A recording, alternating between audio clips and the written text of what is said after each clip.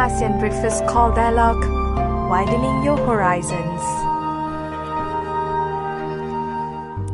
Hi, this is Arlene. Hi, this is Gowri. And you are listening to Durian ASEAN, the voice of discovery and sharing. Together with us is all the way, I believe all the way from Denver. Would that be the case? Denver, Colorado. And we have here Dr. Nader Hashemi. And he is a director of the Center of the Middle East Study, University of Denver. Welcome. Happy to be with you. Thanks for willing to share your views on ISIS. Today we are going to talk about the growing plague of ISIS, not just within the Middle East, but also in Southeast Asia. But before we start our conversation, maybe just a bit of background introduction of what you do and what is your specialization? Sure. Well, I teach Middle East and Islamic politics at the University of Denver, focusing on the Middle East, but also the broader Islamic world. And I'm particularly interested in the relationship between religion and politics in non-Western societies, issues of democratization, authoritarianism, and human rights in non-Western societies, Muslim-majority societies in particular. Mm-hmm. And focusing on the Middle East, why out of the sudden, within this couple of years, there's a growing emergence of ISIS or Islamic State? Well, this is a very extreme sort of Sunni radical movement that has emerged in the last couple of years, but the social conditions that have given rise to this particular extremist movement have really been underway in the region for many decades. I often point out that it's not a coincidence that ISIS has emerged in Iraq and Syria. These are the two countries that have been most adversely affected by decades of political tyranny, authoritarian rule, human rights violations, and also state breakdown as a result of war and chaos that have resulted, in the case of Iraq, as a result of the 2003 American invasion and occupation, but also in the case of Syria as a result of the revolution that began there 3.5 years ago. So it's because of the constellation or the crystallization of these social conditions, political tyranny, authoritarian rule, human rights violations, war, chaos, and state breakdown, that you see emerging in the midst of this social mayhem and chaos, radical extremist groups that are trying to provide an alternative ideology to people who have been, devastated and brutalized by both the internal corruption of political rule within the Arab world, but also have been brutalized as a result of the war and chaos, some of which has come from outside the region and has inflicted great damage on the society. So I think that's the enveloping context that I think one needs to understand why ISIS has emerged at this particular time in this particular part of the world. Mm-hmm. Regarding on the original objective or aim of ISIS when it first started, I believe in 2006, what was that?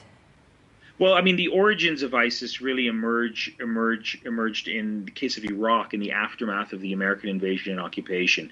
ISIS today has its origins in the Al-Qaeda sort of franchise that emerged in 2004, 2005 in Iraq to oppose the American occupation and to oppose the changing of the political order in Iraq.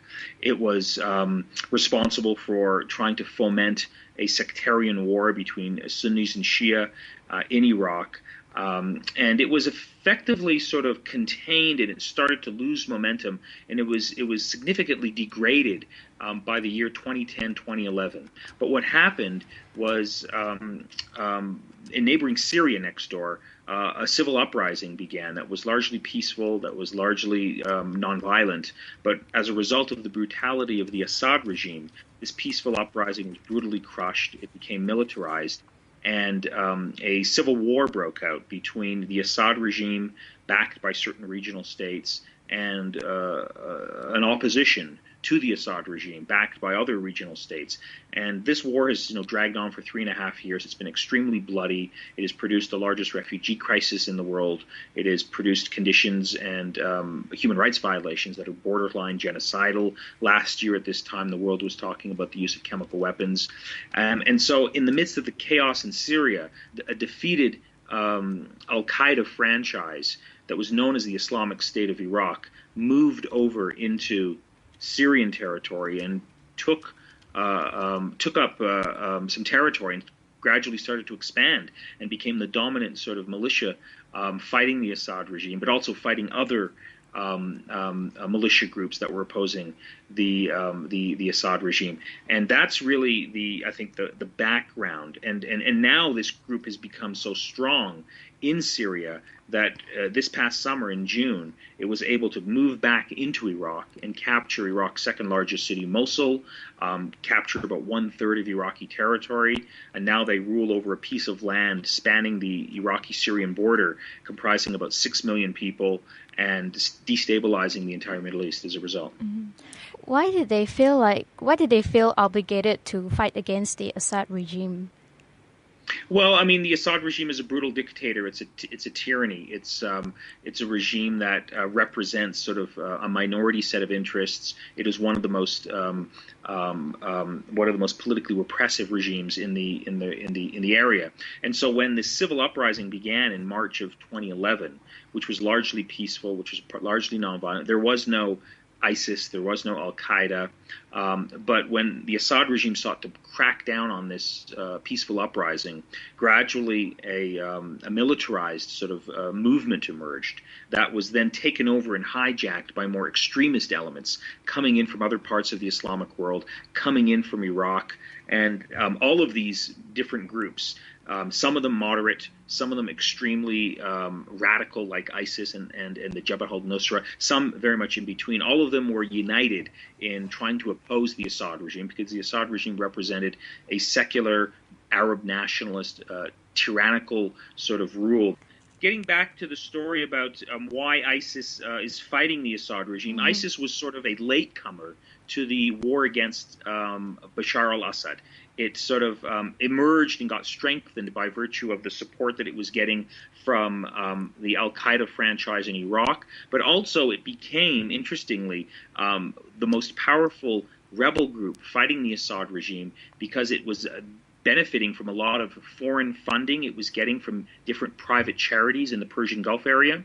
It also was able to capture some oil fields and sell. Who are the private interests that funded this? If you can name any. Sure. I mean, well, there's just private charities. There's a lot of money in the Persian Gulf area, in Saudi Arabia, in Kuwait, in Bahrain. But what is the return that or the outcome that they are expecting funding all this? Yeah, the people in these private charities are just rich individuals who have a lot of private money, and they believe that somehow ISIS is representing an embodiment of authentic Islam. And so a lot of private individuals and groups have given money to ISIS in order to advance their political project. Mm-hmm. And so they've been getting a lot of resources by virtue of the private charities that have been funding them. And so in the context of the civil war in Syria, you can gain greater number of fighters and followers if you can pay your soldiers a monthly stipend or salary. And ISIS, according to all the reports that we have, were able to pay their fighters much more of a monthly wage than other rebel groups, thus gathering more support for them and increasing their strength in the context of the Syrian civil war. ISIS have moved from just being a rebel group or a loose transnational organization to somehow a government. I mean, it functions like a government, a legit government. I just wondering, like, in the past, during the era of Al-Qaeda, it has always put Western tyranny as one of their main aim of their own. To justify their own existence. But with ISIS, it seems like it has shifts from Western tyranny or even national organization or national political entities that they are against with towards the aim of a bigger aim, in fact, towards forming an Islamic state. Yeah, that's correct. Why forming an Islamic state has become a larger agenda, or has it been a larger agenda even way back during the times of Al-Qaeda? Yeah, well, that's a good point, because one of the distinguishing characteristics between Al-Qaeda on the one hand and ISIS on the other is that Al-Qaeda was never interested in setting up a state and controlling territory. They were interested in attacking what they called the far enemy, the United States, the West. They weren't interested in setting up a state. ISIS, on the other hand, is interested in setting up a state, controlling territory, and then establishing an alternative to the ruling nation-state systems in the Middle East. And I think the reason for that is because the existing nation-state systems in the Middle East, particularly in Iraq and in Syria, for the Sunni populations of those areas, have been a colossal failure. It has been nothing but misery, chaos, war, political repression, both in the case of Iraq and in the case of Syria. And so I think they're providing an alternative sort of worldview, an alternative vision, very brutal, very extreme, very intolerant, but nonetheless for people in the region that have known nothing but chaos, political tyranny, war, and breakdown, it's an attractive alternative. And they've been able to channel sort of some local support among Sunni populations. ISIS has also, advanced itself and is claiming to represent the interests of Sunni populations who seem to be discriminated against or feel discriminated against by a Shia-dominated government in Baghdad and a sort of Alawite minority government in Damascus. And so within that context, they have been able to rally a lot of public frustration, setting up a state, controlling territory, running schools, administration, etc. And they've been able to do so largely because of the existing states in Iraq and Syria have at least partially or wholly collapsed. And so there's a huge vacuum there. So with a little bit of armament and a little bit of determination and with a lot of money, they've been able to provide an alternative state system that exists across the Syrian-Iraq border today. Mm-hmm. When it comes to Islam, as we all know, it's not a monolithic religion. It's quite diverse. So when it comes to ISIS, in its brand of Islam, how different it is compared to the Islam that is practiced by ordinary Muslims around the world? Yeah, it's very different. I mean, one of the interesting developments about ISIS is that ordinary Muslims are completely shocked by the extremism, by the brutality, by the intolerance.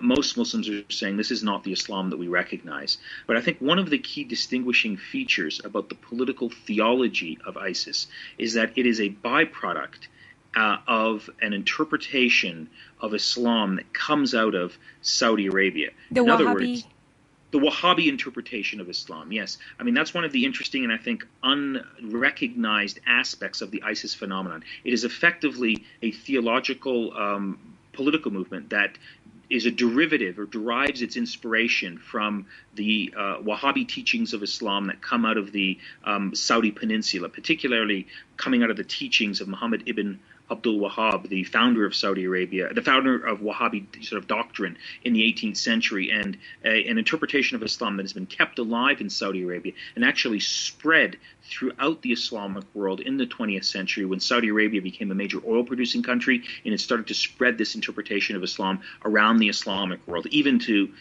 Malaysia. I was in Malaysia last week, and one thing that shocked me was how prevalent sort of neo-Wahhabi interpretations of Islam had become so mainstream among Muslims there. So that's important to, I think, realize, and that's actually one of the ironies of the whole role that Saudi Arabia is playing. Saudi Arabia is allegedly sort of fighting the war against ISIS, but theologically speaking, there's very little difference between the interpretation of Islam that ISIS stands for and the interpretation of Islam that is very mainstream in Saudi Arabia today. If ISIS is endorsing Wahhabism in its fight towards a goal of Islamic State, why Saudi Arabia is fearing this, is putting its concern and working together with its allies, the US, and even with nemesis, Iran? Right, because theologically, ISIS and Saudi Arabia read from the same interpretation of Islam, but politically they're very different.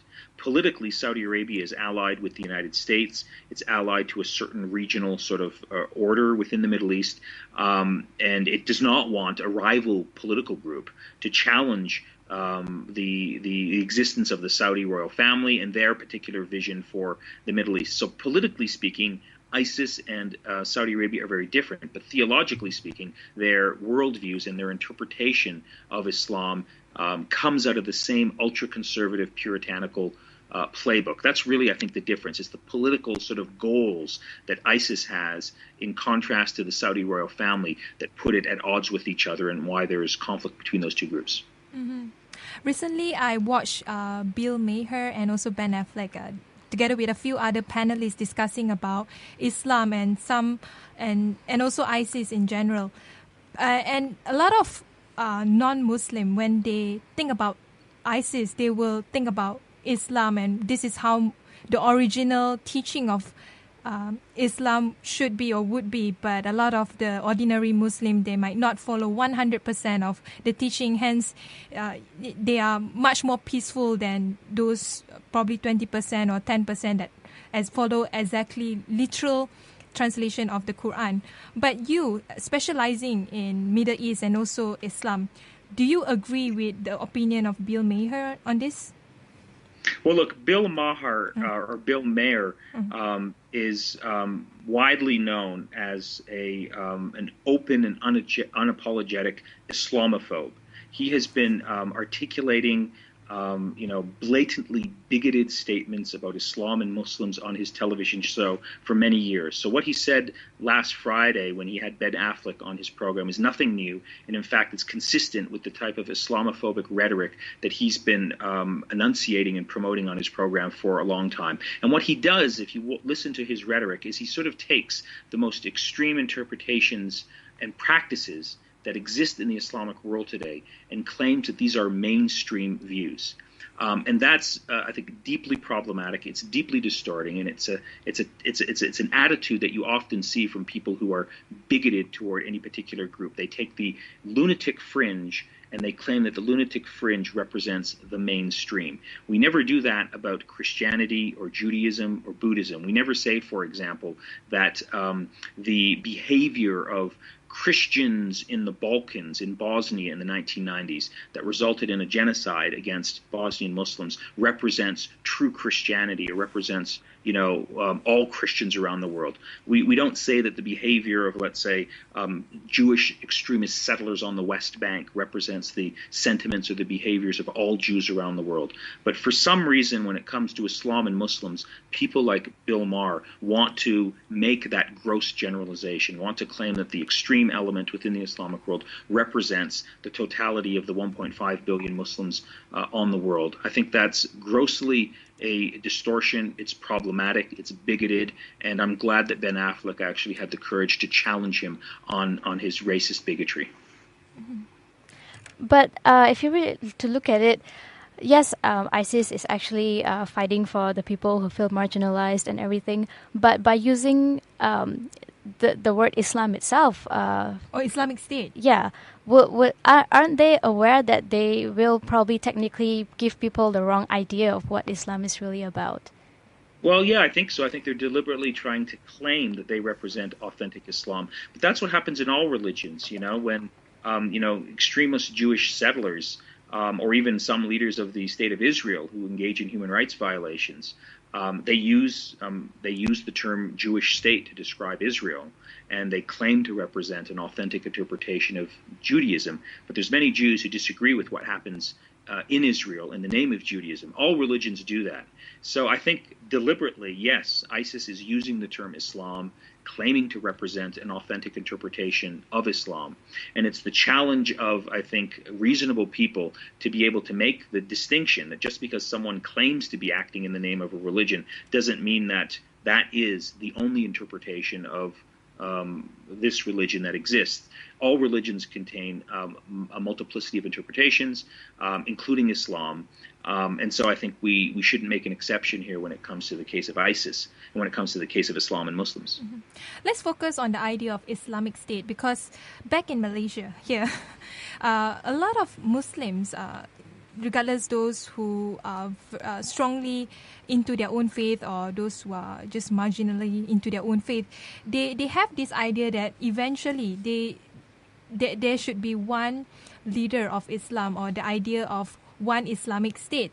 And a lot of this rhetorics that since the Ottoman Empire, there's no like one source of or one center of power on Islam, that something similar to the Pope.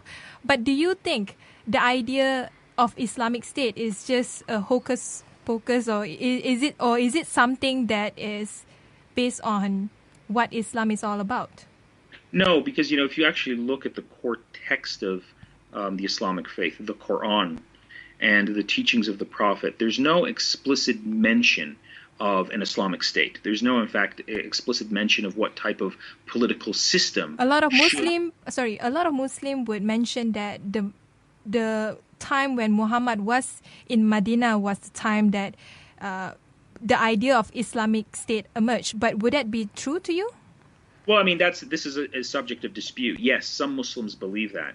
But at the same time, those same Muslims who believe that 7th century Medina, when the Prophet Muhammad set up a political community, you can't go back to the 7th century and directly reproduce what existed in the 7th century, largely because the world has changed. We have modern technology, we have modern sort of institutions. So yes, some Muslims sort of use that particular argument as a way of justifying what an Islamic state means. But then the next follow-up question is, well, what does an Islamic state mean based on the model of the Prophet Muhammad in the 21st century, when we have multicultural societies, when we have sort of norms of human rights and democracy, when we have modern institutions and modern sort of technological innovations that didn't exist at the time of the 7th century. So the whole question of what an Islamic state is a deeply contested issue for many Muslims. I give example of ISIS, where it imposed the tax system of jizya towards the non-Muslim. It's exactly a copy of and paste towards what happened in Medina during the Prophet Muhammad's time. Right. That's the example. Yeah. Many sort of interpretations of Islam believe that that's an authentic representation of Islam. But there's also other Muslims who believe that, look, in a modern context, there is something known as citizenship rights. And there is an Islamic ideal of equality among believers and among citizens. And so the question of the jizya tax that some Muslims want to bring back from the 7th century is one that other Muslims say is an idea that simply does not stand up to the ethical sort of norms and vision that the Prophet Muhammad and the teachings of the Quran stand for. So this is a subject of deep debate among Muslims. Some Muslims want to sort of import that idea. Other Muslims want to challenge it. And so it's a subject of deep sort of contestation and debate. And Malaysia, I know, is one place where this debate is taking place. For every interpretation of a 7th century traditional view of the Islamic State or historical Islamic norms, thankfully there are more modernist, more egalitarian, more human rights friendly interpretations of Islam that are also claiming to be authentic and legitimate, that are challenging and pushing back at these types of puritanical interpretations of Islam. In Malaysia, there are some quarters of Muslim claim that those Muslims who have a more liberal interpretation of Islam are deemed as Western apologies. Would you agree with that? Yeah, I mean, that's just an accusation and that's a label. I mean, that's a way of, I think, of simply scoring cheap polemical points in the context of a public debate. You know, whether someone is liberal or conservative, I think what fundamentally matters is, what are the ethical principles that you are advocating for your type of society? So Muslims often will, criticize each other, and some will claim that interpretation is too liberal, the other interpretation is too, conservative. But I think the way that these things have to be fundamentally resolved is in the context of a full and vibrant democracy, an open public sphere, a free press, where Muslims can all articulate their vision for society and then put it to a public vote, allow people to sort of decide which interpretation of Islam, which vision of society is more applicable, more appealing, and let people vote based on a free and fair election, and then have a continuous process of democratic accountability so that there is regular checks and balances. So these debates, I think, are normal. In many ways, they're healthy. Historically speaking, Muslims have not had the chance in the modern period to debate these issues. How do you reconcile traditional Islamic norms with modern demands? How do you deal with the question of minority rights? How do you deal with the important question of gender equality? These are all, relatively speaking, new debates that are taking place within Muslim societies. So the chaos and the multiplicity of voices that you're hearing is completely natural and is completely to be expected. The hope here is that in the context of a democratic political system, these issues will eventually emerge into an overlapping consensus, and then these ideas will then become the foundation of a new political order. So it's a very difficult time from the perspective of history to be a Muslim, because you're torn by your traditional background and traditional interpretations of Islam. Many Muslims are also torn by more modernist interpretations of Islam, torn with, attracted to norms of democracy and human rights and gender equality. And so it's a very chaotic situation. I know this is playing itself out in Malaysia in one particular context. It's also playing itself out in other societies in the Arab Islamic world, where there are open societies and people are allowed to have these debates. And the hope is that the more ethical interpretations of Islam will win the debate at the end of the day. We'll take a short break. When we return, we'll have more discussion on ISIS. ASEAN Breakfast Call Dialogue, widening your horizons. This is Arlene. Hi, this is Gowri. And we return back with our discussion on ISIS with Dr. Nader Hashemi. And continuing from our discussion earlier on ISIS, I would like to raise what President Netanyahu, I always pronounce it wrongly, Netanyahu from Israel, said to Farid Zakaria during an interview in CNN. This is what he claimed: Hamas is ISIS and ISIS is Hamas. Of course, in Palestine, they have a totally different issue to deal with between Israel and especially in the area of Gaza. But do you agree that Hamas and ISIS, they are of the same organization or they are of the same objective? Do you agree with that? No, I mean, I don't agree with it. I think it is a gross distortion, and I think what Prime Minister Netanyahu is trying to do is he's trying to shift attention away from his own country's culpability in producing a lot of political grievance and a lot of chaos in the Middle East. And I'm talking specifically about the long-standing Israeli practice of subjugating and humiliating the Palestinian people. Now, Netanyahu is trying to equate Hamas with ISIS because he does not want to give up territory. He does not want to give any concessions to the Palestinians. So he's trying to use the global fear that exists today with respect to ISIS, and he's trying to claim that the primary opposition to Israeli occupation in the form of the group known as Hamas is another extremist organization that you cannot negotiate with. Now, the irony of what Netanyahu is saying today is Prime Minister Netanyahu is representing the most right-wing government in the history of the State of Israel. His coalition partners are borderline fascist organizations. So I find it very ironic and hypocritical for Prime Minister Netanyahu to be complaining about religious extremism when he's in alliance with many religious extremists in Israel in terms of the government that he's overseeing. So I don't take his argument seriously, and I don't think anyone else should as well. But the fact that he said that on air, why do you think that Hamas is not ISIS? That means, what is actually the objective of Hamas that is different, that should be highlighted differently?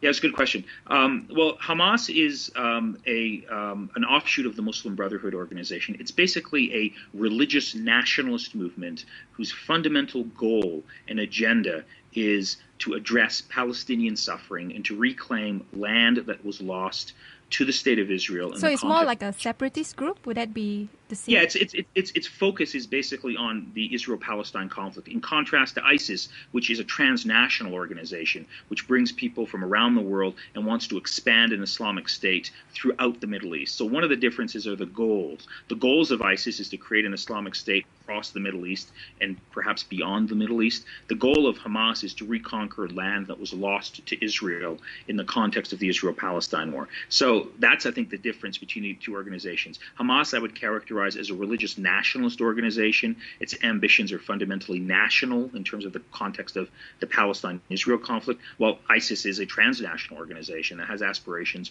without any borders, beyond the borders of the existing nation states in the Middle East. Mm-hmm. But, the president of Israel also said that he remained committed to a vision of peace, of two states for two people, two nation states, one for the Palestinian people and one for the Jewish people. So in a sense that he's not against the Palestinians, he's just against Hamas. But how big is Hamas' threats to Israel? Well, first of all, what Prime Minister Netanyahu is saying is a bold-faced lie. Almost every day, you read a piece of news coming from Israel where more settlements are being built on the West Bank by the current Prime Minister of Israel. And at the same time as these settlements are being built, Prime Minister Netanyahu is claiming that he wants a two-state settlement. There's a really good analogy that I think exposes the hypocrisy and the bold-faced lies of Prime Minister Netanyahu. Prime Minister Netanyahu is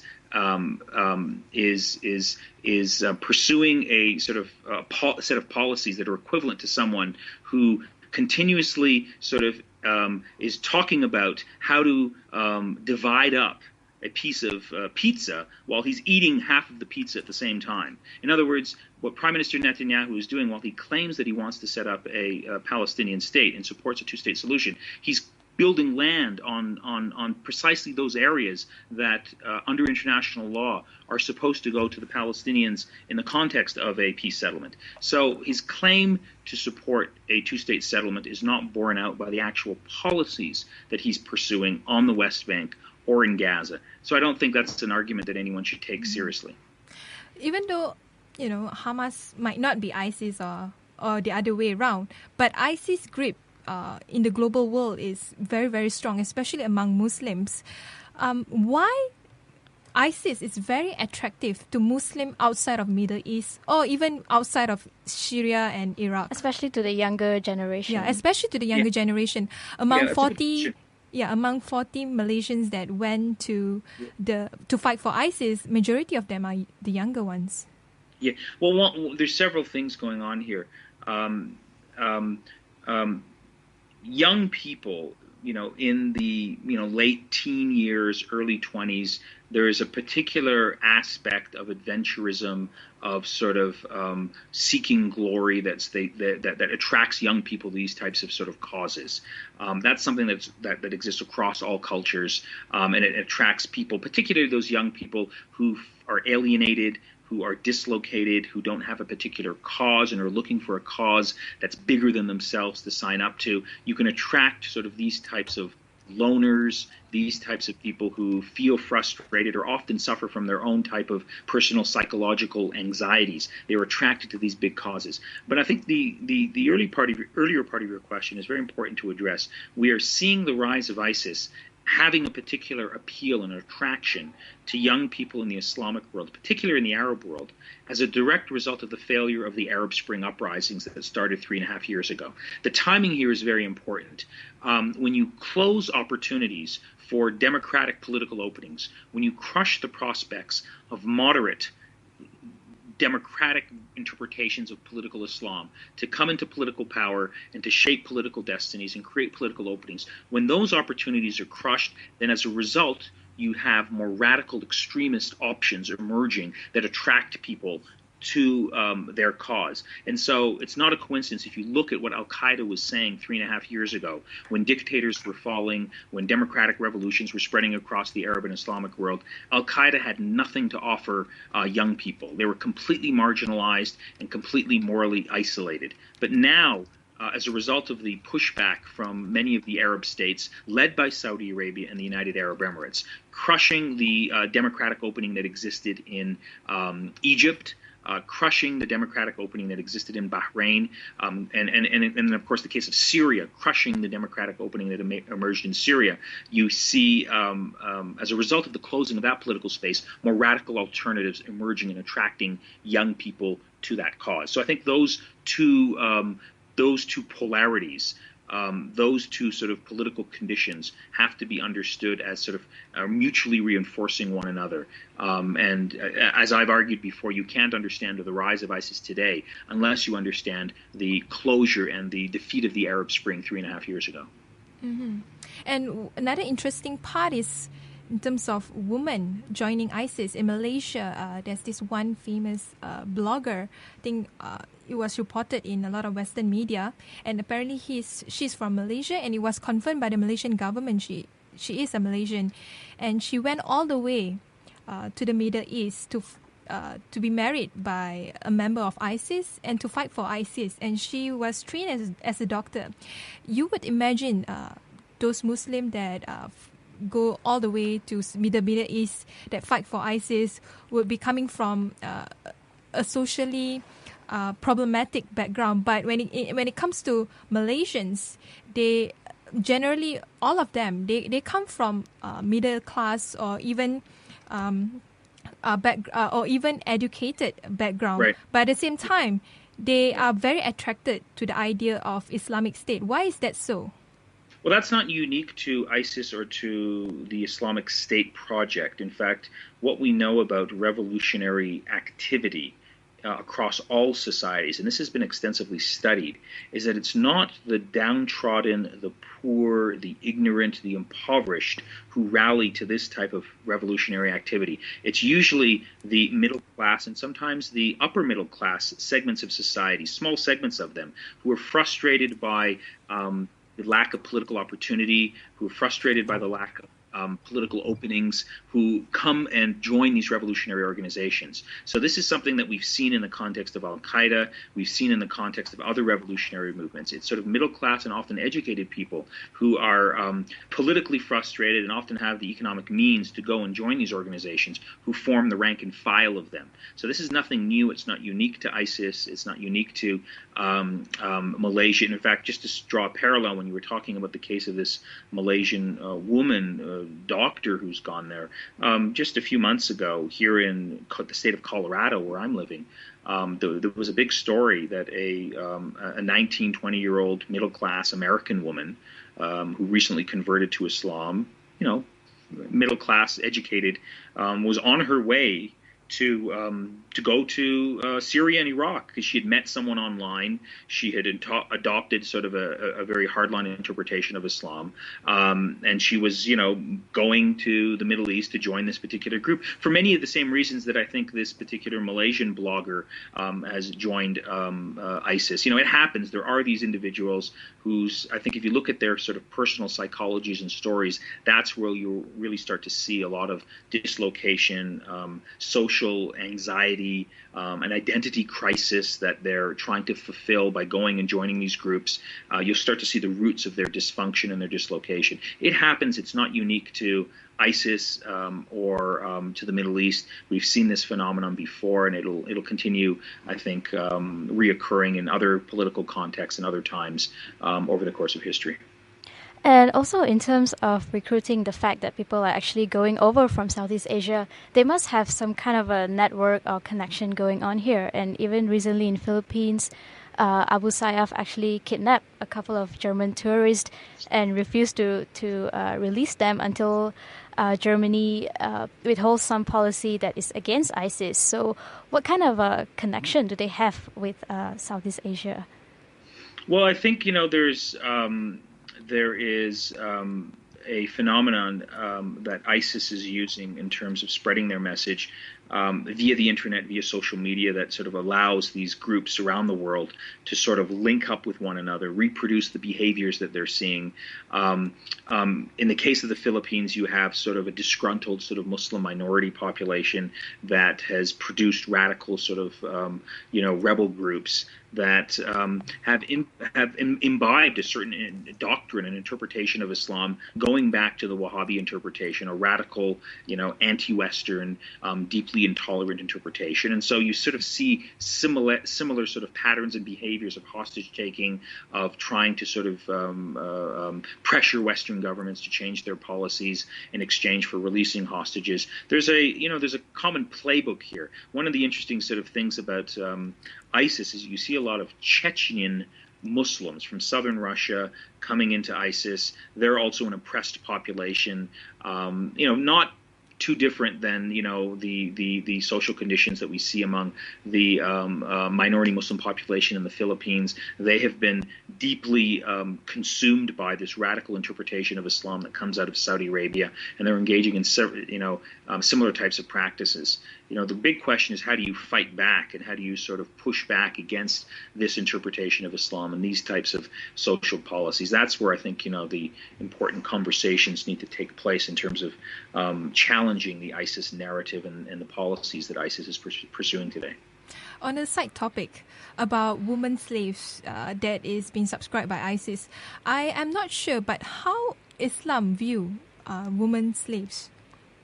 Well, historically, in terms of a literal interpretation of Islam, one can go to the early sort of Islamic practices and the early sort of, a literal interpretation of Islam and read into that literalist, puritanical interpretation of Islam and extract from it an interpretation that can justify almost anything, particularly the case of women slaves, But that's an interpretation of Islam that's deeply on the extreme margins of the global Muslim community. It is supported by a very small percentage of Muslims. But ISIS is then using that, interpretation as a way of, I think, attracting young men to the cause, to say that, look, if you join our cause, you can have free access to all these women, and they'll justify it through a theological interpretation of Islam. And they've been, and that, I think, is how they've been proceeding. But it's important to realize that this is a extremely literalist and puritanical interpretation of Islam that you don't find in any Muslim society anywhere around the world, not even in the case of Saudi Arabia. It's sort of a bastardization of the Wahhabi creed that you're seeing, and unfortunately, it's coming at the expense of many women in Iraq and Syria who are a victim of this type of behavior. Mm-hmm. Last question, as we all know, within Southeast Asia, a lot of majority Muslim populations, such as Malaysia, Indonesia, Brunei, and to some extent even Singapore, they are very concerned on the issue of ISIS, including Philippines as well. But the thing is, a lot of methods or actions to counter ISIS has very much been hawkish in terms of like the US giving more airstrikes and drones. But do you think there are alternative ways at countering ISIS, or should all governments have a more hawkish way to address this issue? Well, I think one has to distinguish between short-term policies and plans and long-term policies and plans. In the short term, I think you have to try and militarily defeat ISIS. I think all countries have legitimate concerns about national security, about preventing this type of activity from happening in their borders, from going after and stopping and arresting and prosecuting those individuals who are engaged in activities that are trying to support ISIS. That's in the short term. That makes sense. I think you have to try and also military defeat ISIS in the context of Iraq and Syria. But as most reasonable observers will acknowledge, that you cannot defeat ISIS through airstrikes alone, and you cannot defeat ISIS through military means alone. You have to have a political plan in place. And the political plan that I think can work is a long-term plan of trying to reconstitute, rebuild broken societies and broken states. You need fundamentally a plan of state building, of reconstruction, a plan of fundamentally of democratization and inclusive and effective governance. That is really, I think, what's at the root of the ISIS crisis. As I said, it's not a coincidence that ISIS has emerged and established itself in the two countries in the Middle East that have been most adversely affected by authoritarian, repressive, non-democratic rule and also state breakdown as a result of war and the chaos that has emerged from war in Iraq and Syria. So the way of fighting ISIS over the long term is you have to reverse those conditions.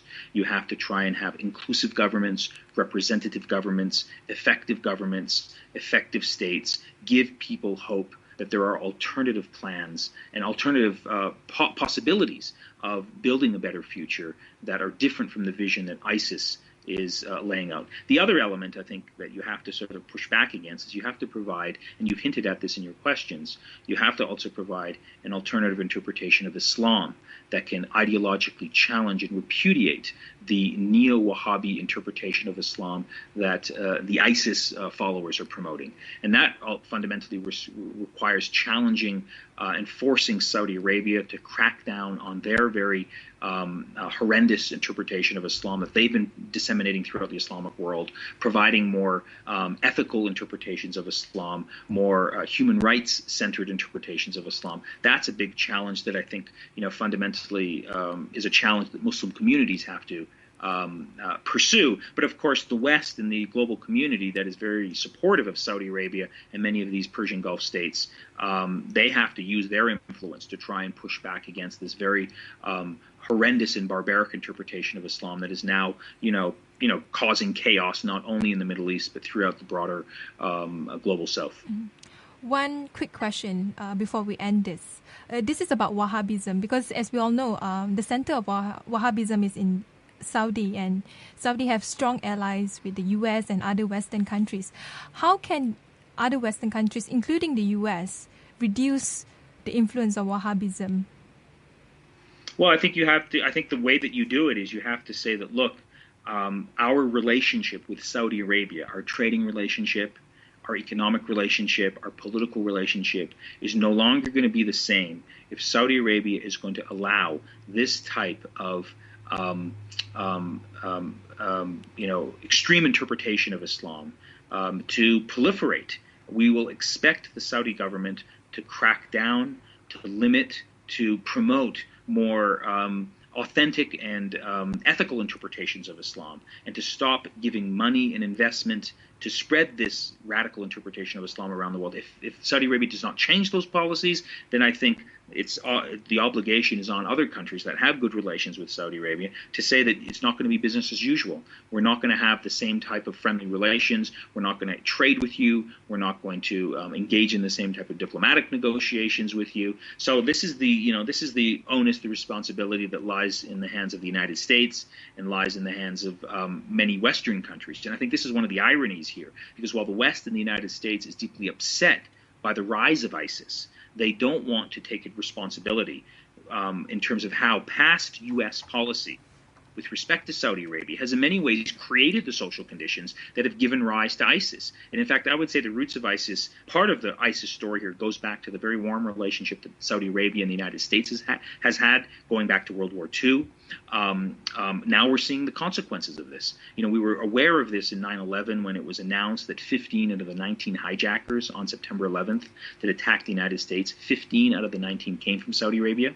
That suggests something deeply problematic with internal Saudi politics and religious interpretations. Now, in the context of the ISIS crisis, we are once again reminded of the very negative consequences of Saudi Arabia's policies, in particular the interpretation of Islam coming out of Saudi Arabia, that has now poisoned the minds of hundreds of thousands, if not millions, of young Muslims who believe that this is an authentic interpretation of Islam. So the West has, I think, some deep soul searching, particularly the United States, particularly Western Europe, those countries that have warm trade relationships, diplomatic relations with Saudi Arabia. They have to do a lot of soul searching and asking how has their past policies of coddling and supporting the Saudi royal family contributed to the ISIS crisis that is now tearing the world apart.